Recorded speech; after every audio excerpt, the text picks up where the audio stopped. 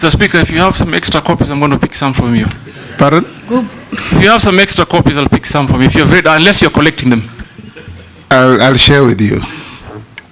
Naisula? Thank you, Chairman. To the nominee, during your preamble, you thanked His Excellency the President for nominating you, and that is why you're before this committee. You are in public having said, and I quote you, "I don't ever dream of engaging with Ruto. Mimi niongee na Ruto? Niongee na Ruto nini?"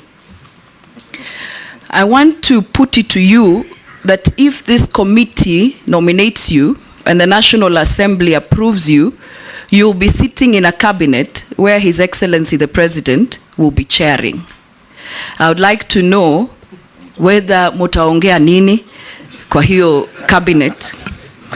But that's beside the point. I want to get to the real issues. But that's also a very valid question, because it will be important to know how you will engage as the minister, if approved, cabinet secretary, and with His Excellency the President.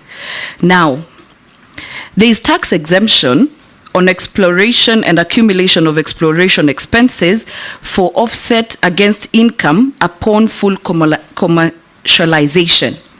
What I would like to know is, do you think exemption should be tied to certain activities and for certain duration of time? There are people who are exploring in this country in perpetuity for 30, 40 years, just so that there is tax exempt. And I suspect they've actually explored, and they've gotten the gemstones or whatever they're exploring, but because of the exempt, they continue to say they're exploring. To my last question, the Mining Act prohibits civil servants from dealing with minerals. According to Article 81 of the Mining Act, no person, whether civil or military, and serving in government is allowed to directly or indirectly acquire or hold any right or interest under any prospecting right. Despite this provision, high-ranking government officials, public officers, state officers, and civil servants are involved in mining. And I'm sure some of them have started looking for you since you were nominated.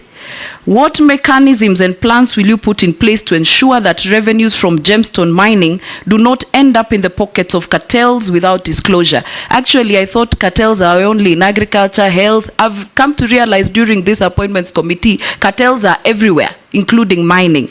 And how do you intend to protect and shield communities from unscrupulous miners and cartels? Nelson Koech. Mine also was a quick one too, on the same gemstone.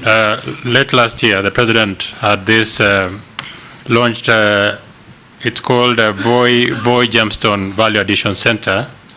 It is ill-equipped, nominee. I don't know what you will do to make sure that there is value for money, and the small-scale miners are also able to be able to sell their mines in Voi Additional Center, Gemstone Additional Center.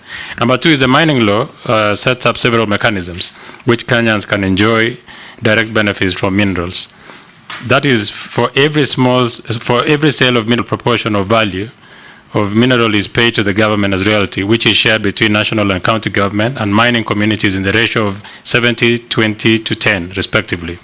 How then will you do differently to ensure the same is adhered to mining communities and county benefits? Nominee.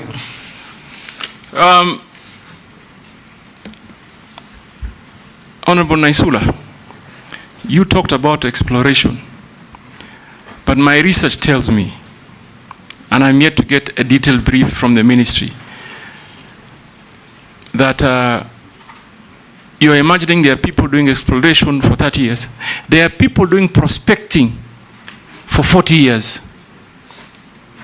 How that makes sense, I have no idea.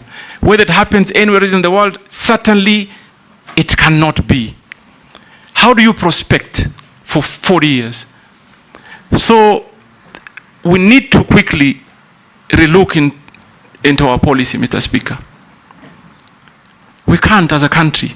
And this explains why mining GDP's contribution is under 1%. It can't continue like this. It can't continue. And Honorable Naisula, you are very right. If you thought you saw cartels, I've come to learn within this short period of time that I've been nominated, there are greater cartels in the mining industry. And Mr. Speaker, if you approve me, that is where I begin. Remove the cartels, remove the brokers. Mining industry in Kenya cannot be a market of speculators. Mr. Speaker, I've also learned that before someone hits the ground, you'll find instances where a company has exchanged hands more than 10 times.